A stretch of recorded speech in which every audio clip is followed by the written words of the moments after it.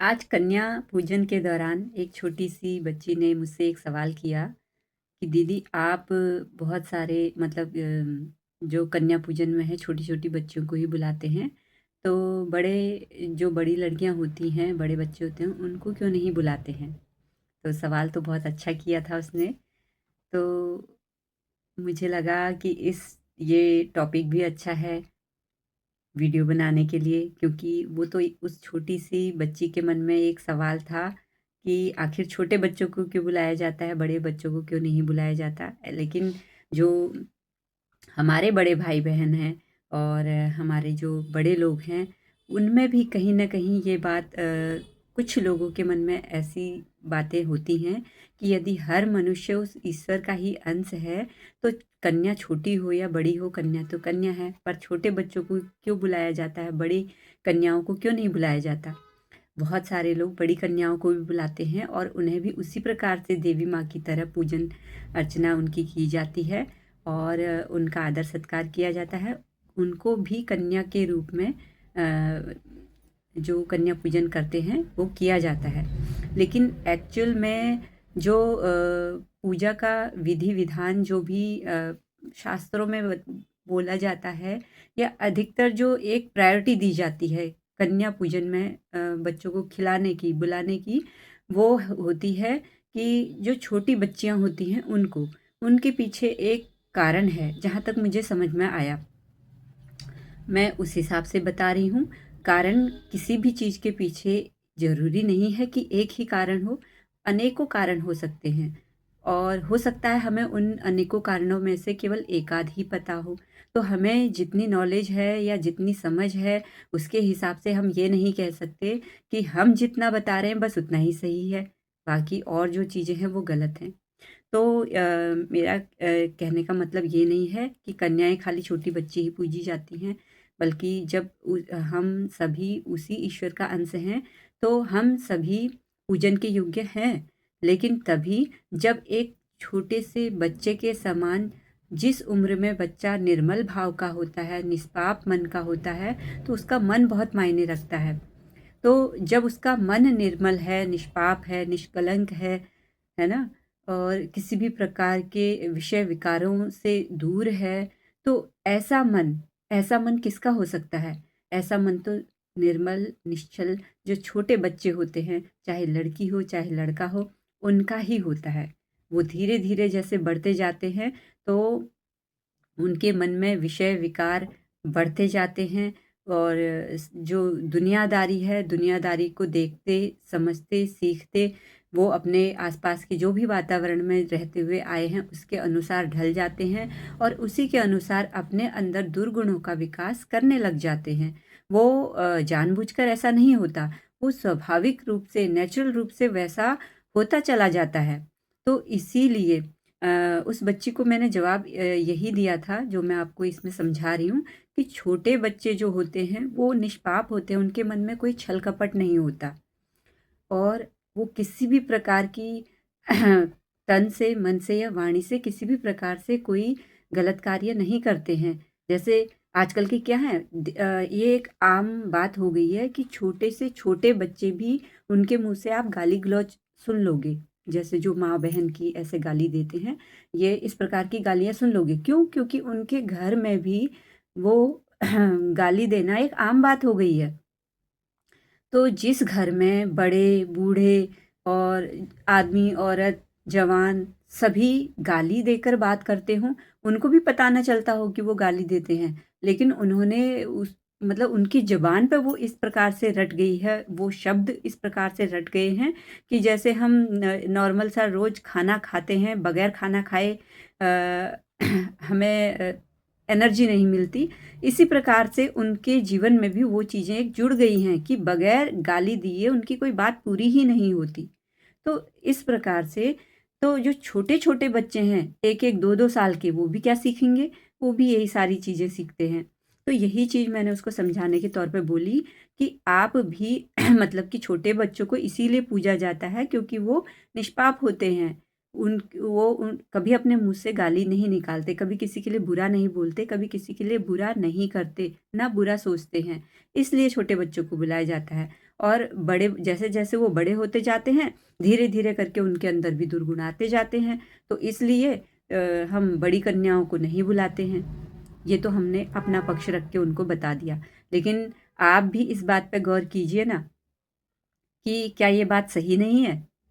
छोटे बच्चे कहा जाता है भगवान का ही स्वरूप होते हैं, तो बड़े होते होते उस भगवान के स्वरूप को क्या हो जाता है? बड़े होकर वो भगवान का स्वरूप क्यों नहीं रहते?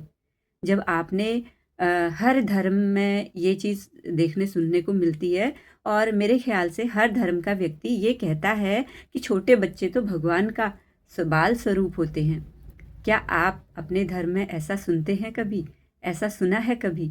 तो जब आपने सुना है, तो यही छोटे बच्चे बड़े होकर क्यों नहीं भगवान की तरह पूजे जाते? क्यों नहीं समझे जाते कि वो भी भगवान का ही स्वरूप है? जैसा कि हर वीडियो में मैं बताती आई हूँ कि हम सभी उस ईश्वर का ही तो अंश हैं, और हम अपने आप को ही पहचानने से इनकार कर देते हैं। हम उस ईश्वर की पूजा करने से अगर बात करूँ मैं मूर्ति पूजा की, तो मूर्ति पूजा को भी बहुत जैसे कई लोग नहीं करते हैं, अपने घर में मूर्तियाँ नहीं रखते हैं, उनकी पूजा नहीं करते और सिर्फ गुरु वचनों पर चलते हैं। तो इसके पीछे भी क्या महत्व है? मूर्ति, हर बात का कुछ न कुछ महत्व होता है, तो मूर्ति पूजा का क्या महत्व है? अब मूर्ति पूजा नहीं करने से मतलब ऐसा नहीं है कि केवल जो हिंदू हैं वो सारे के सारे मतलब कि मूर्ति पूजा करते हैं, और बाकी जो अलग धर्म के लोग हैं वो मूर्ति पूजा नहीं करते। जैसे कि इस्लाम में कहते हैं मूर्ति पूजा नहीं करते। तो जितना मैंने अभी तक देखा समझा है, सिर्फ इस्लाम में नहीं, मैंने और भी कई जो धर्म हैं उसमें भी, और जो हमारे खुद हिंदू के धर्म को मान्यता रखने वाले लोग जो कहते हैं हम हिंदू हैं, तो उन लोगों के घरों में भी ये चीज़ देखी है कि वो लोग मूर्ति पूजा नहीं करते। वो लोग किसी भी प्रकार की पूजा में मतलब विश्वास कम ही रखते हैं। तो हर चीज़ का अपना एक महत्व होता है। मूर्ति पूजा कोई यूं ही नहीं सदियों से चली हुई आ रही है।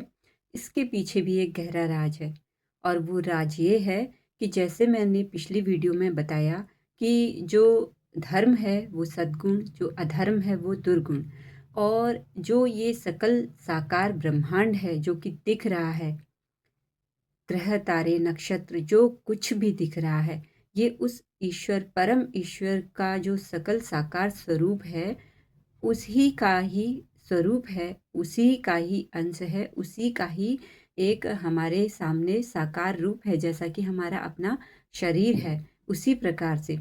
लेकिन जो जैसे हमारे अंदर गुण विद्यमान है, वैसे ही इस सकल संपूर्ण ब्रह्मांड में भी गुण विद्यमान है, धर्म और अधर्म की। और धर्म की जो उच्चतम सीमा होती है, ये जो धर्म और अधर्म के गुण हैं, ये उस परम चेतना के परम पिता परमेश्वर के बच्चे हैं, उन्हीं के ही गुण हैं धर्म और अधर्म। तो जो निम्नतम स्तर के गुण होते हैं, जो दुर्गुण होते हैं, वो हमें गुणों के रूप में, जिनको हम जानते हैं दैत्य, असुर, राक्षस, इस प्रकार से, या भूत पिशाच, इस प्रकार की योनियों में जो सूक्ष्म आत्माएं होती हैं, ये सारे क्या है, इनके गुण स्वरूप में ही आते हैं। तो इसी प्रकार से जो इनकी उच्चतम सीमा होती है, वो होती है ब्रह्मा विष्णु महेश। यही तीनों जब एकाकार होते हैं तो ये शून्यातीत हो जाते हैं, गुणातीत हो जाते हैं और कालातीत हो जाते हैं। यही परम चेतना, परम पिता परमेश्वर का साकार सगुण स्वरूप है, यही निराकार निर्गुण स्वरूप है। तो जब हम उससे संवाद करते हैं अपने अंदर, तो हम उससे कैसे संवाद कर सकते हैं? पूर्ण रूप से मौन रहकर, लेकिन तीनों स्तर पर। अब वो 3 स्तर कौन से? Body, mind and soul. तन के स्तर पर, मन के स्तर पर और वाणी के स्तर पर जब हम पूर्ण रूप से शांत होते हैं, तो ये स्थिति भी मनुष्यों के लिए आज के समय में बहुत कठिन है। क्यों? क्योंकि अभी बताया ना, बाल स्वरूप तो हमारा ईश्वर के समान होता है, बिल्कुल निश्चल, निष्कपट, निष्कलंक, निर्मल, निष्पाप।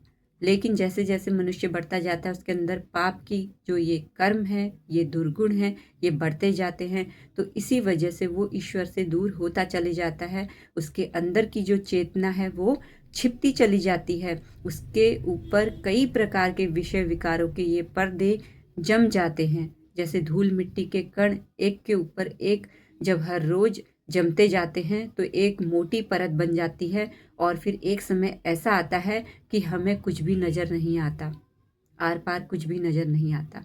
सेम उसी प्रकार से ये जो दुर्गुणों के पर्दे हैं हमारे अंदर बचपन से लेके अभी बड़े होने तक, जब तक हम जीते हैं, ये दुर्गुणों के पर्दे बढ़ते ही जाते हैं, बढ़ते ही जाते हैं और फिर इस प्रकार से हमारे अंदर का ईश्वर छिप जाता है जो कभी नज़र ही नहीं आता।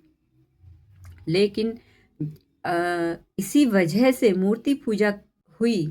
अब इसी वजह से क्यों हुई?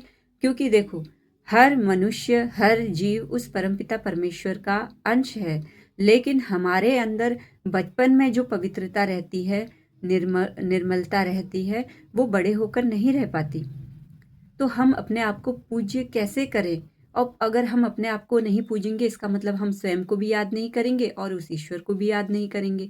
तो जहाँ न उस ईश्वर का न स्वयं का कहीं पर ध्यान ही नहीं रहेगा, तो फिर तो अधर्म ही अधर्म है, अनीति ही अनीति है, अत्याचार ही अत्याचार है, जहाँ पर दुर्गुण ही दुर्गुण है। तो इस प्रकार से जो हमारा जीवन है वो अंधकारमय ही हो जाएगा, इसमें कभी प्रकाश तो आएगा ही नहीं, ज्ञान तो कभी फैलेगा ही नहीं, विवेक तो कभी जागेगा ही नहीं, चेतना तो कभी जागेगी ही नहीं। तो इस वजह से वो ईश्वर भी कभी जागेगा नहीं। उस ईश्वर तत्व को याद रखने के लिए, उस ईश्वर तत्व की जागृति के लिए कि जब तक हमारे अंदर ये चीज़ें जागृत नहीं होती हैं, तब तक कोई माध्यम तो चाहिए, कुछ तो ऐसा ज़रिया चाहिए जिससे हम उससे संपर्क साध पाएँ, जिससे हमें उसके होने का एहसास हो पाए और ये मूर्ति पूजा वही एहसास देती है। ये मूर्ति पूजा केवल साधन है, उस ईश्वर को पाने का, उसको समझने का, लेकिन ये नहीं कि उस मूर्ति पूजा में ही हमें डूब के रह जाना है। उस मूर्ति पूजा में हमें ये भाव देखने होते हैं कि हम जिस भी आराध्य को अपने मानते हैं, पूजते हैं, उसके अंदर उस गुणों को हम याद करके उस मूर्ति पूजा के रूप में एक याद, प्रतीक चिन्ह के रूप में हम उसको नित्य दिन याद करते हैं और याद करते-करते हमें जब तक हम अपने ऊपर काम नहीं कर रहे हैं, तो वो मूर्ति पूजा सिर्फ़ एक मूर्ति पूजा ही रह जाती है, सिर्फ़ एक पत्थर की पूजा ही रह जाती है। लेकिन जब हमारे अंदर वो सारे बदलाव आने लगते हैं, उस पूजा के साथ में, उस पूजा का फल हमें इस रूप में मिलने लगता है कि हमारी आत्मा हर रोज़ साफ़ हो रही है, पवित्र हो रही है, हमारा मन हर रोज़ साफ़ हो रहा है, पवित्र हो रहा है। हमें दिशाएँ ऐसी मिल रही हैं जो हमें धर्म की ओर ले जा रही हैं, हमें संगत ऐसी मिल रही है जो हमें धर्म की ओर ले जा रही है। हमें वाणी ऐसी मिल रही है जो हमें धर्म की ओर ले जा रही है। तो ये सब किस प्रकार से होता है? उसकी उस परम चेतना की असीम अनुकंपा की वजह से, उसकी कृपा की वजह से। और जब हम उसे याद ही नहीं करेंगे, उसको पूजेंगे ही नहीं, तो फिर उसकी कृपा कैसे प्राप्त होगी? अब कई लोग ये समझते हैं कि जब हम मूर्ति पूजा नहीं कर रहे हैं, तो क्या उसकी कृपा नहीं होगी? होगी, तब भी होगी। लेकिन क्या होता है ना, जब हमारे सामने कोई चीज़ नहीं होती है, तब हम बहुत लापरवाह हो जाते हैं। हम सोचते हैं कि कोई बात नहीं, आज छूट गया तो कोई बात नहीं। फिर किसी मतलब कि वो हमारे दिल में तो है, हम उसे वैसे तो याद कर रहे हैं। अब जैसे कई लोग पूजा नहीं भी करते हैं तो ये बोल देते हैं कि उसका नाम तो हमेशा हमारे दिल में रहता है, वो ईश्वर तो हमारे दिल में रहता है। मतलब इस तरीके की बातें तो हम कर लेते हैं, लेकिन जब वो ईश्वर हमारे दिल में रहता है, हमारे मन में, हमारे दिमाग में, हमारी हर चीज़ में जब वो रहता है, तो हमारे कर्मों में वो चीज़ क्यों नहीं दिखती है? हमारी वाणी से इतने गंदे शब्द गाली-गलौज के कैसे निकल जाते हैं? हमारी दृष्टि कहीं पर भी कैसे चली जाती है? कहीं पर कुछ गलत हो रहा होता है, आप उसे कैसे देख लेते हो? कहीं पर भी कुछ भी ऐसी चीज़ें जो विषय विकारों में लिप्त हैं, हम उसे कैसे देख पाते हैं? हम ऐसी बातों को कैसे सुन पाते हैं? किसी की निंदा, किसी की चुगली हम अपने मुख से कैसे कर पाते हैं? सिर्फ़ ये बोल देना कि वो ईश्वर तो हमारे दिल में बैठा हुआ है और हम मन में ही उसे याद कर लेते हैं, मन में ही उसकी पूजा कर लेते हैं, ये काफ़ी नहीं। ये तुम्हारे मन को साफ़ नहीं कर सकता, क्योंकि ये ऊपरी-ऊपरी दिखावा है, ऊपरी-ऊपरी हमारी पूजा है, जो हम अपने मन को की संतुष्टि के लिए कर लेते हैं। लेकिन वास्तव में जब हमारे सामने उसका कोई प्रतीक चिन्ह मानकर हम रख लेते हैं, फिर हमें हमारे ऊपर एक ज़िम्मेदारी बन जाती है कि मेरे साथ अब एक ये चीज़ भी जुड़ गई है, तो मुझे अपने साथ-साथ इसका ख़्याल भी रखना है। तो जब हमारे अंदर एक ये भाव जाग जाता है कि अब हम अकेले नहीं हैं, अब हमारे साथ है कोई, तो उस है कोई के साथ में एक ज़िम्मेदारी भी आती है। तो उस ज़िम्मेदारी को समझना बहुत ज़रूरी है।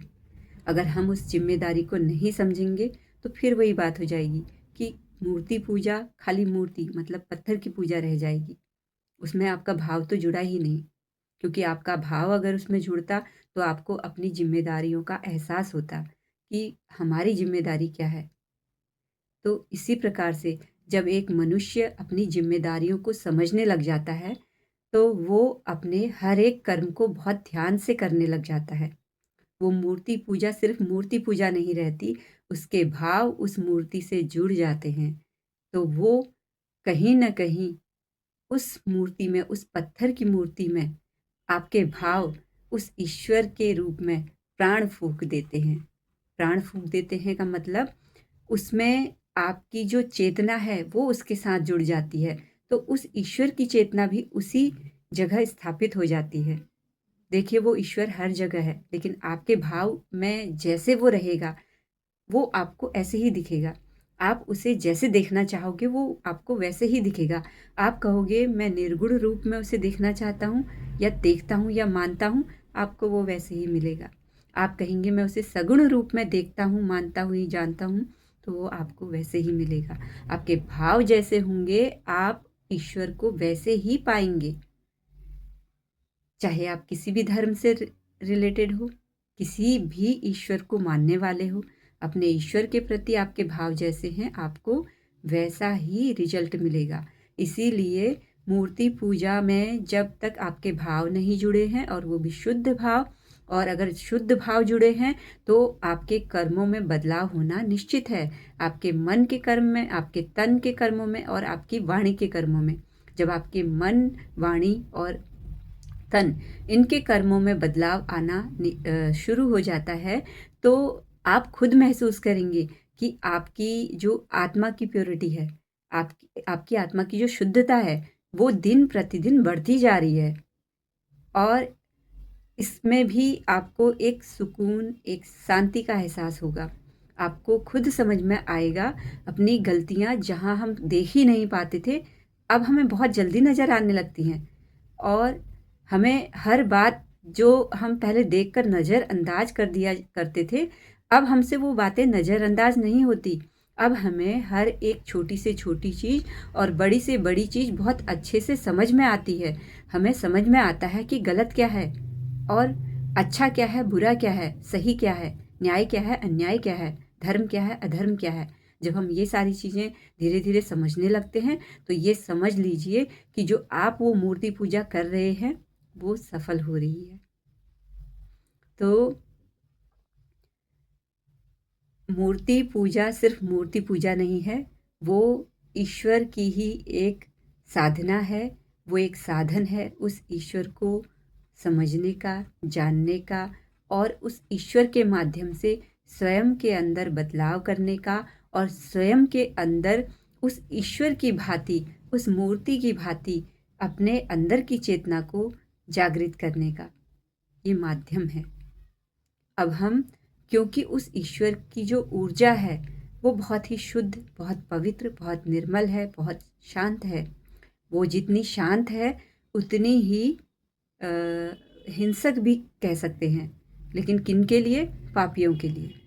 जिनका मन पाप से भरा हुआ है, जिनके कर्म पाप से भरे हुए हैं, उनके लिए जितनी वो शांत है, निर्मल है, पापियों के लिए, राक्षसों के लिए, अधर्मियों के लिए, अधर्म कर्म करने वालों के लिए, पाप करने वालों के लिए, हिंसा करने वालों के लिए वो उतनी ही भयंकर से भयंकर भी है। क्योंकि ये जो मूर्तियाँ होती हैं, ये बहुत प्रकार के पत्थर होते हैं, अब पत्थर में भी बहुत सारे गुण होते हैं, हर पत्थर एक जैसा नहीं होता। जैसे कि आपने स्टोन के बारे में सुना होगा कि कितने हीरे जवाहरात होते हैं, वो जो पत्थर ही तो होते हैं, हीरा क्या है, पत्थर ही तो है। ऐसे ही हीरे के समान रूबी, पन्ना और नीलम और पुखराज और इस प्रकार के जो और पत्थर हैं, ये क्या है तो पत्थर, लेकिन क्या है, एक अनमोल कीमती पत्थर है। इनके अपने गुण हैं, इनकी अपनी एक विशेषता है, अपने उन गुणों को, विशेषताओं को वो धारण किए हुए हैं। तो ये भी क्या है, उस ईश्वर का ही प्रतीक है। क्यों? क्योंकि उसमें हम मनुष्यों की तरह जो बॉडी, माइंड एंड सोल के द्वारा कर्म किए जाते हैं, और उन कर्मों की वजह से जो हमारे अंदर विषय, विकार, दुर्गुण उत्पन्न होते हैं, इन पत्थरों में वो दुर्गुण उत्पन्न नहीं होते। वो तो बिल्कुल प्योर फॉर्म में है, शुद्ध फॉर्म में है, उस ईश्वर की परम चेतना के फॉर्म में है। इसीलिए जब कोई भी मंत्र सिद्ध किया जाता है, जब कोई भगवान की मूर्ति सिद्ध की जाती है, तो इसी प्रकार के पवित्र पत्थरों से उनका निर्माण होता है। इसी प्रकार के पवित्र पत्थरों में उनको अभिमंत्रित किया जाता है, और वो जल्दी सिद्ध भी हो जाते हैं। क्यों? क्योंकि वो पहले से ही उसी ईश्वर का प्रतीक चिन्ह है, उसी ईश्वर के गुण उनमें विराजमान हैं, वो शुद्ध हैं, पवित्र हैं। इसीलिए, और इसीलिए मूर्ति पूजा का भी विधान है, क्योंकि मूर्ति पूजा में जिस भी पत्थर का यूज़ होता है, अगर आप किसी बड़े महंगे रत्नों का भी इस्तेमाल नहीं करते हैं, एक साधारण सा पत्थर भी लेकर भगवान समझकर उसे पूजते हैं, तो आपके भाव उसको अनमोल बना देते हैं और ज़्यादा शुद्ध बना देते हैं। यदि उस पत्थर में किसी प्रकार की अशुद्धता भी अगर है, तो धीरे धीरे आपके पूजन से उसकी वो अशुद्धता भी चली जाती है, और आपके भाव उससे जिस प्रकार से जुड़ते हैं, उसके अंदर भी वो शुद्धता आ जाती है, और धीरे धीरे करके आपकी भक्ति रंग लेकर आती है। तो अगर आप लोगों को इस बात से भी कभी कुछ मतलब ऐसा मन में रहा हो कि भाई मूर्ति पूजा क्यों करते हैं, ये बहुत बकवास बात है, नहीं करनी चाहिए, इस प्रकार का कोई है, तो उस सवाल का जवाब भी इस वीडियो में आपको मिल गया है। और इस बात का भी कि हम कन्या पूजन में छोटी बच्चों को ही क्यों बुलाते हैं, बड़े बच्चों को क्यों नहीं बुलाते। तो अभी तक आपने मेरे YouTube चैनल कल्पना अधिकारी को सब्सक्राइब नहीं किया है, तो जल्दी से सब्सक्राइब कर लीजिए, बेल आइकन को दबाना मत भूलना, क्योंकि मैं ऐसे ही वीडियोस और लेकर आती रहूँगी। अगर आपको मेरी वीडियोस अच्छी लगती हैं तो इन्हें शेयर करना मत भूलना। और तब तक के लिए सभी को राम राम। नवरात्रि की, रामनवमी की आप सभी को हार्दिक शुभकामनाएं।